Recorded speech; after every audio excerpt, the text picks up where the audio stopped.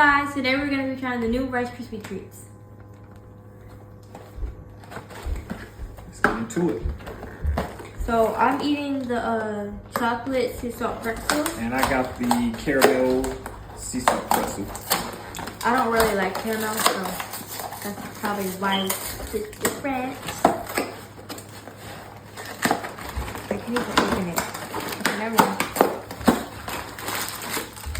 It looks small. Yeah, these are very tiny. This is what it looks like.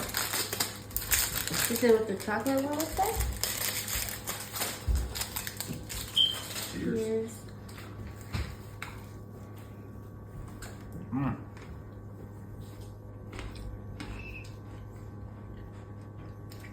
It's got a lot going on. I can definitely taste the pretzel. So a lot of different tastes for me. I don't know. It's kind of like a cereal bar or something like that. Yeah, a cereal bar. It's a 5 out of 10 for me. I don't know. It's like a 4 for me. It's kind of, It's just too much going on. yeah. These chocolate, they kind of remind me of the mini chocolate laxative. Chocolate laxative? Not a chocolate laxative. I look like little Hershey bars.